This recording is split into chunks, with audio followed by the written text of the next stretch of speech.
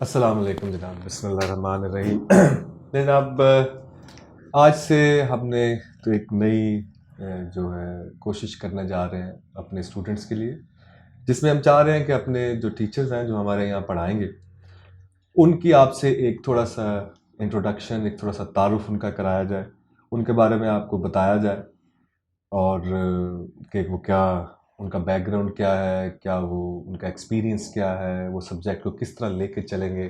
तो ये सारी बातें जो हैं आपके साथ शेयर की जाएं ताकि आप जब पढ़ने आएँ, क्लास पढ़ने आएँ तो आप टीचर को ऑलरेडी पहले से जानते हो। और इसी चीज़ के लिए आज हमने अपने एक बहुत ही रिनाउंड टीचर ज़िया साहब को आज मदऊ किया है और उनसे आज हम बात करेंगे। और सबसे पहले जनाब, वेलकम टू द शो। बड़े आपकी बड़ी मेहरबानी, आपने हमारी दरख्वास्त पे आप आए और हमसे बात करने की हमें इजाज़त भी दी और आप बात करना चाह रहे हैं।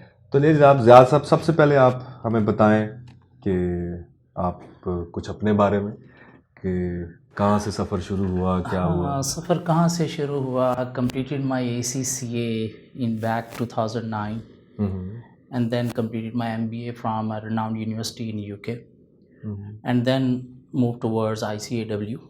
So completed ACA status. I've been in teaching field from last 18 years.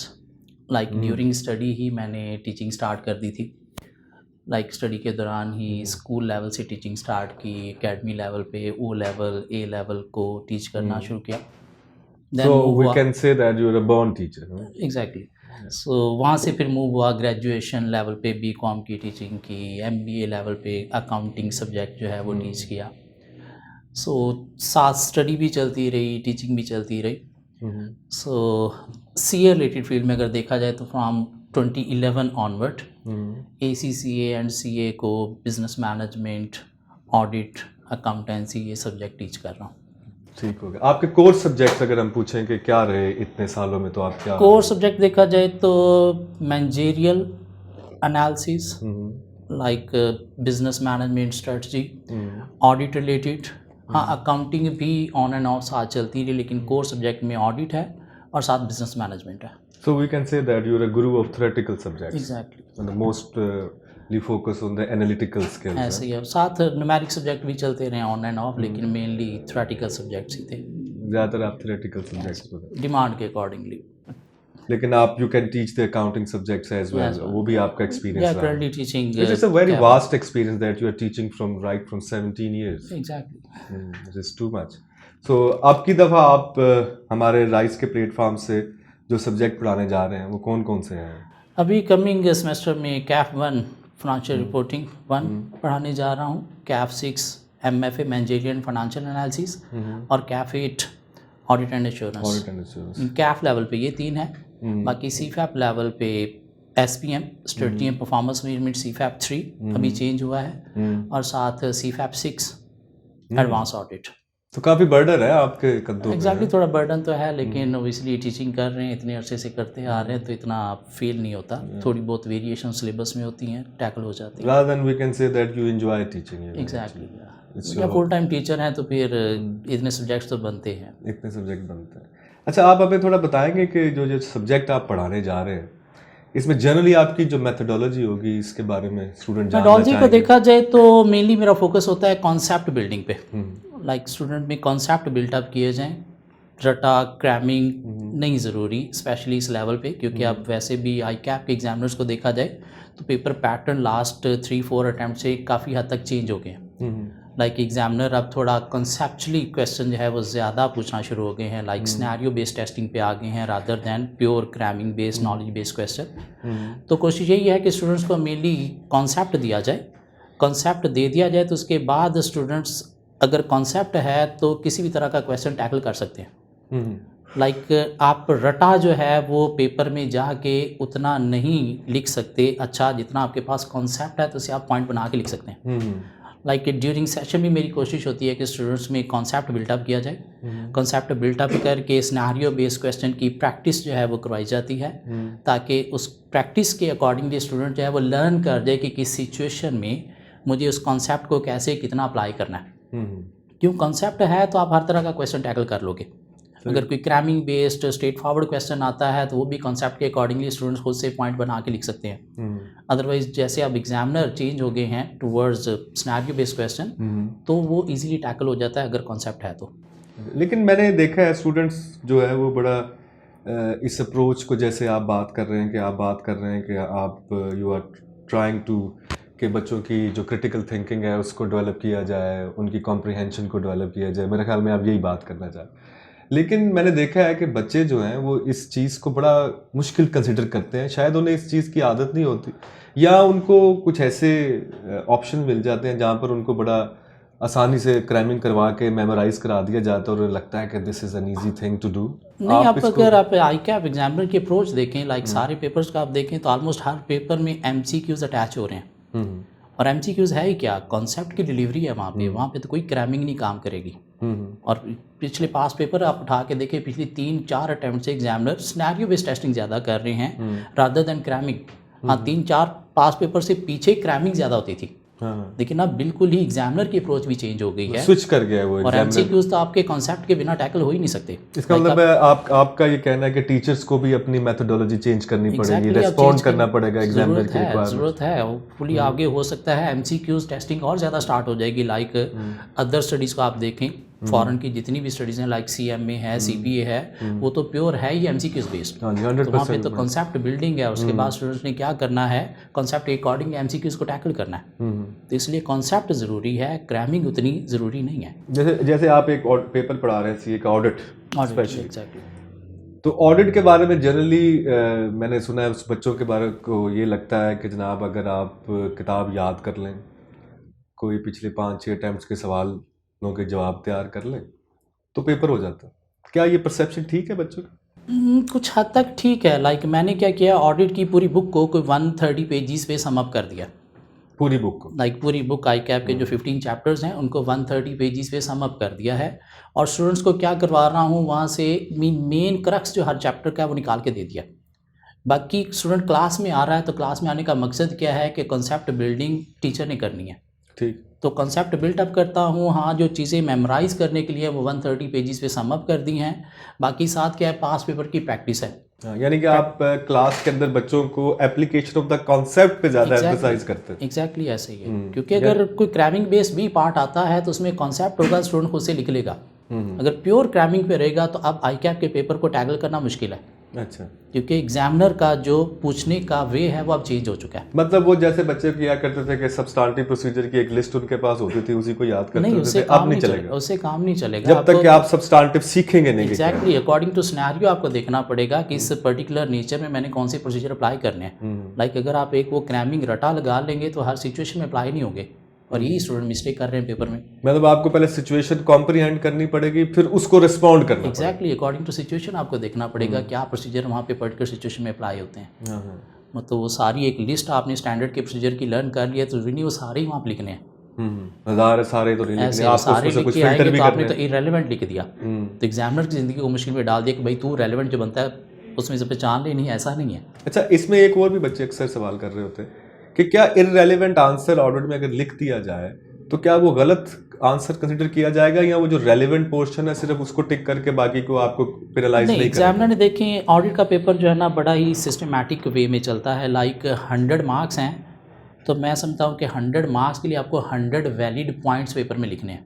सही। लाइक कोई 5 मार्क्स का पार्ट आता है क्वेश्चन तो उसके आपने 5 वैलिड पॉइंट्स लिखने हैं। अब वो 5 वैलिड पॉइंट्स रेलेवेंट ही आपने लिखने हैं। उसमें अगर आप 10 लिख के आ जाओगे तो एग्जामिनर क्या करेंगे, पहले 5 को चेक करेंगे, बाकी 5 इतने वेले नहीं बैठे हुए कि 10 के 10 आप वो देखें और फिर देखें कितने इररेलेवेंट हैं वो साइड पे कर दें और रेलेवेंट के आपको मार्क्स दे दें। नहीं, ऐसा नहीं। मेरा क्वेश्चन कुछ इस तरह से था। फॉर एग्जांपल, अगर एग्जामिनर कहता है जी आपने एनालिटिकल सब्सटेंटिव लिखना है, एग्जैक्टली 5, अब एक बच्चा उसमें एनालिटिकल सब्सटेंटिव के साथ डिटेल टेस्टिंग भी डाला है, अब एग्जामिनर उसके आंसर को पूरा क्रॉस करेगा या सिर्फ डिटेल टेस्टिंग जो उसने गलत लिख दिया उसके लिए उसको पेनलाइज अब उसमें देखना है कि अगर तो उसने एनालिटिकल के स्टार्ट में कुछ बातें कर दी हैं तो फिर तो चले वो स्टार्ट वाले पिकअप कर लेगा। आगे अगर उसको डिटेल टेस्टिंग नजर आई तो उसके आगे वो पूरा क्रॉस कर देगा, पूरा क्रॉस, क्योंकि उसको रिक्वायरमेंट को अगर आपने स्टार्ट में ही डिटेल लिखना शुरू कर दी, मीन पहले 4-5 पॉइंट आपने डिटेल के लिख दिए, बाद में बेशक आपने एनालिटिकल के लिखे हैं, तो एग्जामिनर नहीं उसको बॉदर करेगा। यानी कि इररेलेवेंट आंसर के लिए एग्जामिनर आपको पेनलाइज करेगा। एग्जैक्टली, आपको रेलेवेंट आंसर देना, और रेलेवेंट के लिए कॉन्सेप्ट और प्रैक्टिस होना बहुत ज़रूरी है पास पेपर की, किस पर्टिकुलर सिचुएशन में इस क्वेश्चन में नॉलेज कैसे अप्लाई हुआ है। मैंने 10 पॉइंट अगर लर्न किए थे स्टैंडर्ड के, तो उसके कौन से 4 पॉइंट यहाँ पे अप्लाई हो रहे हैं, वो सीखना ज़रूरी है। अच्छा, इसका मतलब वो बच्चों के पास जो सब्सटेंटिव की एक लिस्ट हुआ करती थी पुराने वक्तों में, नहीं, जिसमें वो देखते थे कि सब्सटेंटिव आए, चल भाई, अब वो वाली अप्रोच नहीं चल सकती। नहीं, वो तो जस्ट रीड करने के लिए हो सकता है कि आप रीड करके कॉन्सेप्ट ले सकते हो। अच्छा हाँ, इस सिचुएशन में ये हो रहा है, ये हो रहा है, क्यों हो रहा है, उसको रटा आप लगा लें और कहीं कि हूबहू आप जाके पेपर में वही छाप देंगे, नहीं, ऐसा नहीं है, ऐसे नहीं हो सकता। वहाँ पे तो आपको अकॉर्डिंग टू सिनेरियो सिचुएशन देखना पड़ेगा, कौन से फिट पॉइंट बैठते हैं वही लिखने हैं। इसका मतलब है स्टूडेंट को जो है वो मेरे ख्याल में एक सोचता हुआ दिमाग चाहिए। एग्जैक्टली, कॉन्सेप्ट बिल्डिंग की तरफ जाना है आपने। कॉन्सेप्ट बिल्डिंग के साथ साथ he must know how to learn how to apply those concept in a particular situation। ऐसे ही है। तो इसके लिए तो टीचर का बड़ा कंट्रीब्यूशन बड़ा ज्यादा है। अब जिन लोगों ने अपनी अप्रोच को क्लास में स्टूडेंट आ रहा है तो ये चीज़ तो फिर टीचर की रिस्पॉन्सिबिलिटी बनती है कि कॉन्सेप्ट उसने बिल्डअप करने हैं, उसने स्टूडेंट को सिखाना है कि इस पर्टिकुलर सिनेरियो में ये नॉलेज कैसे अप्लाई हो रहा है। अगर यही आपने नहीं सिखाया तो फिर तो क्लास में आने का स्टूडेंट का फ़ायदा ही नहीं है। मतलब अगर आप स्टूडेंट को कह रहे हैं कि यार ये है जिसको याद कर लो, ऐसे है, तो आपका ख्याल है कि ये अब नहीं चलेगा। अगर आपने बुक बना दी है 300 पेजेस की, तो वो तो आई बुक स्टूडेंट खुद भी पढ़ सकता है। क्लास में आ रहा है तो आपने उसकी ज़िंदगी में थोड़ा ईज लाना है, मीन आपने उन चीज़ों को समराइज करके देना है, जो रेलिवेंट चीज़ें हैं, मेन क्रक्स क्या है वो आपने देना है, कॉन्सेप्ट देना है, ताकि उस सिनेरियो के ऊपर वो इजीली अप्लाई कर सके। सही। यानी कि आप कह रहे हैं कि आजकल जो मॉडर्न मेथोडोलॉजी है वो कॉन्सेप्ट बिल्डिंग है और दूसरा एप्लीकेशन ऑफ द कॉन्सेप्ट है। ये दो चीज़ें जो हैं ये टीचर की रिस्पॉन्सिबिलिटी है। बिल्कुल ऐसे ही आई स्टूडेंट अगर किसी और स्टडी की तरफ जाता है, लाइक बाद में CPA की तरफ जाता है, CMA की तरफ जाता है, या कोई भी एडवांस स्टडी, तो वहाँ पे एग्जैक्टली है क्या, concept building, MCQs based testing है, तो फिर वहाँ पे तो ये आगे नहीं चल सकेगा अगर यहाँ पे क्रैमिंग बेस्ड चल रहा है। तो मेरा ख्याल है कि ICAP के एग्जाम भी पास करना मुश्किल हो जाएंगे। ICAP भी ओबियसली दूसरी बॉडीज़ को देख रहा है, किस तरह से उनमें वेरिएशंस आ रही हैं, उन डायनामिक्स को यहाँ पे ये इम्प्लीमेंट कर रहे हैं। how to develop a managerial brains rather than the clerical brains। ICAP को देख लें, पिछली 3-4 अटेम्प्ट से शिफ्ट हुआ है, चेंज हुआ है उसकी अप्रोच टेस्टिंग की, लाइक 3-4 अटेम्प्ट पहले जो थी अब वैसी नहीं है। तो इसलिए टीचर्स को भी अब अपने आप को चेंज करना पड़ेगा, थोड़ा कॉन्सेप्ट बिल्डिंग की तरफ आना पड़ेगा। ले जा, बड़ा अच्छा रहा आपके साथ गुफ्तगू करके। आप बच्चों को कुछ कहना चाहें, कोई डायरेक्ट मैसेज देना चाहें? बच्चों को क्या कहना चाहूँ कि आप लोग चार्टर्ड अकाउंटेंट बन रहे हो तो कोशिश करो चार्टर्ड अकाउंटेंसी का एक लेवल जो है वो फील करो। मुंशी नहीं बनो, चार्टर्ड अकाउंटेंट बनने की कोशिश करो। लाइक इधर से कैफ क्वालिफाई करके स्टूडेंट मार्केट में जाते हैं तो आगे चल के बिल्कुल पर्सनालिटी कुछ नहीं है, मीन वहाँ पे एक MBA आ जाता है, इवन एक यूनिवर्सिटी का BBA या BCom बच्चा आ जाता है तो शायद पर्सनालिटी वाइज, लुक वाइज वो ज़्यादा अच्छा इनसे, मतलब आप कहना चाह रहे हैं ग्रूमिंग उसकी ज़्यादा, ग्रूमिंग नहीं है, कॉन्फिडेंस नहीं है इनके अंदर, तो थोड़ा उन चीज़ों को भी फोकस करना है। दो ICAP ने कुछ कोर्सेज जो है वो पीछे इंट्रोड्यूस करवाए थे, PCSE, लेकिन शायद उतना अफेक्टिवली उनका यूजेज नहीं हो रहा, वो भी student as a burden, as a paper ही कंसिडर कर रहे हैं। हालांकि इसका मकसद क्या है, कम्युनिकेशन स्किल डेवलप करना है, आपकी पर्सनालिटी को ग्रूम करना है, आपके अंदर कोई कॉन्फिडेंस जो है वो डेवलप करना है, सॉफ्ट स्किल्स डेवलप करना है, तो थोड़ा इन चीज़ों को भी फोकस करना है। लाइक मैं क्लास के अंदर अपनी क्लासेस, फिजिकल क्लासेस में करता हूँ मंथली बेसिस पे, एक दिन मैं प्रोफेशनल ड्रेस डे रखता हूँ, ताकि सारी क्लास जो है इंक्लूडिंग मी, मैं खुद भी उसमें प्रोफेशनल ड्रेस में हम आते हैं और आके थोड़ा सा उसमें चेंज नज़र आता है क्लास के अंदर कि हाँ वाकई ही स्टूडेंट चार्टर्ड अकाउंटेंट बनने जा रहे हैं रादर दैन क्लर्क्स या मुंशीस। क्यों, आपकी पर्सनालिटी के अंदर, आपकी लुक के अंदर वो चीज़ होना ज़रूरी है जो आपको कल को मैनेजमेंट लेवल पे लेके जा सके, मैनेजरियल लेवल। वो चीज़ें अगर आप आज अडॉप्ट नहीं करोगे तो कभी भी अडॉप्ट नहीं करोगे, बाद में मुश्किल होगी। कुछ स्टूडेंट समझते हैं कि जब टाइम आएगा तब हम अडॉप्ट कर लेंगे, लेकिन जब टाइम आता है तो बड़ा ही आर्टिफिशियल सा लगता है, पकड़े जाते हैं ये। तो इसलिए उन चीज़ों को अभी से अपनी पर्सनालिटी का पार्ट बनाना होगा, फिर जाके आप आगे चल सकोगे। कंपटीशन बहुत ज़्यादा है, लाइक देखा जाए तो यहाँ पे अब स्टूडेंट 4 अटेम्प्ट्स क्या 3 अटेम्प्ट्स में भी कैफ क्वालिफाई करके मार्केट में आ रहे हैं। बिल्कुल तो ऐसे compete करने के लिए आपको क्या करना है, अपने अंदर कुछ ऐसा डेवलप करना है कि उस कंपटीशन में अगर थोड़ी बहुत आपकी एकेडमिक साइड पे कमी बेशी हो तो आपकी पर्सनैलिटी के थ्रू, आपके कॉन्फिडेंस के थ्रू आपको आगे लेके जा सके।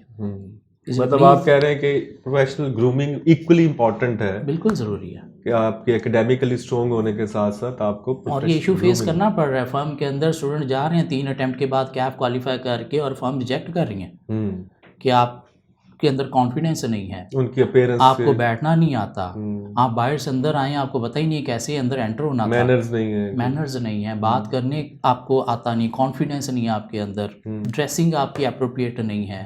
मीन जीन्स चप्पल पहन के स्टूडेंट इंटरव्यू देने जा रहे हैं और रिजेक्ट होके आके क्या कह रहे हैं कि मेरे पास सिफारिश नहीं थी। वो तो कोई ना कोई ये एक्सक्यूज नहीं तो देखना कि बच्चे मेरी पर्सनालिटी में क्या वीकनेस थी। तो ये वीकनेसेस को भी दूर करना है, सिर्फ और सिर्फ हमें स्टडी एकेडमिक साइड पे ही अपने आप को स्ट्रांग नहीं रखना, दोनों पैरेलल बैलेंस क्रिएट करना भी है। जरूरी है। क्योंकि चार्टर्ड अकाउंटेंसी एक लेवल है, तो उस लेवल को फील करें प्लीज। उस लेवल पे पहुंचने के लिए आपको अपने आप को वैसा दिखाना है, करना है, दिखाना भी, अंदर से चेंज भी करना है। एग्जैक्टली। ले जनाब, थैंक यू, बहुत शुक्रिया सर, आपके टाइम देने का बहुत बहुत शुक्रिया। जाकर ले जनाब, ये आज हम आपके साथ थे सर ज़िया के साथ, और ज़िया साहब बता रहे थे अपने टीचिंग एक्सपीरियंस के बारे में और how to read the understand the subject. तो इसी तरह हम इंशाल्लाह नेक्स्ट टाइम अपने को टीचर के साथ आपको उनके भी मिलवाएंगे और उनसे भी बात करेंगे regarding the paper and regarding how they teach, regarding what they want from the student. तो इंशाल्लाह नेक्स्ट इंटरव्यू के लिए हम मदऊ करेंगे एक और टीचर को। तब तक के लिए इजाज़त।